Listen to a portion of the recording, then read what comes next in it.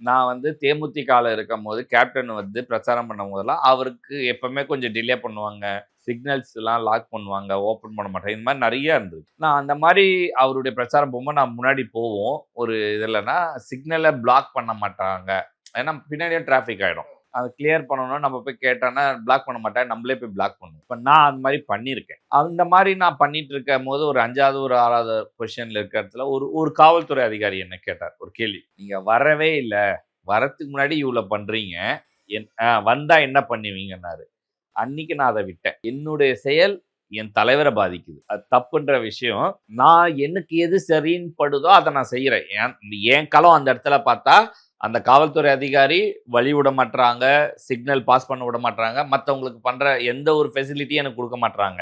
ஓகேவா? நான் காவல்துறை அதிகாரிய தான் கேட்கிறேன். அவர் பண்ணாத பட்சத்தில் நானும் என் நண்பர்களும் அந்த 4 பாயிண்ட்னா 4 பாயிண்ட்ல பைக் எடுத்துட்டு போய் குறுக்குல நிறுத்திடுவோம். பிளாக் பண்ணிடுவோம். பிளாக் பண்ணிட்டு தலைவர் போற வண்டிய பண்ணுவோம். இது நமக்கு அது ஒரு தடவை பண்ண ஆரம்பிச்சு அவங்க கம்முன்னு விட்டுட்டாங்க அப்படின்னா அது நம்ம தொடர ஆரம்பிச்சோம். அடுத்தடுத்து கண்டினியூ பண்ணுவீங்க. பண்ண ஆரம்பிச்சோம். அவர் வைக்கிற ஒரு பாயிண்ட் என்னன்னா, நீ ஆட்சிக்கு வரல. அதுக்குள்ள நீங்க இவ்வளவு பண்றீங்க. வந்தா எவ்வளவு பண்ணுவீங்க? அப்படின்ற ஒரு கேள்வி ஒரு அந்த ஃபீல் என்னன்னா, நான் செய்யற செயல் என் தலைவரையோ, என் தலைமையையோ பாதிக்குது. என்னால அவருக்கு பேர் டேமேஜ் ஆகுது. அப்ப நான் அதை செய்யக்கூடாது. இதுதான் திமுக காரங்களா இருந்தாலும் சரி, டிவிகே காரங்களா இருந்தாலும் சரி, அதிமுக காரங்களா இருந்தாலும் சரி. தான் தலைமைக்கு களங்கமோ, கேடோ விளைவிக்கிற மாதிரி நம்ம நடந்துக்க கூடாதுன்றத ஒரு செல்ஃப் டிசிப்ளின் இருக்கணும். இல்லனா இந்த மாதிரியான சங்கடங்கள் நகரும்.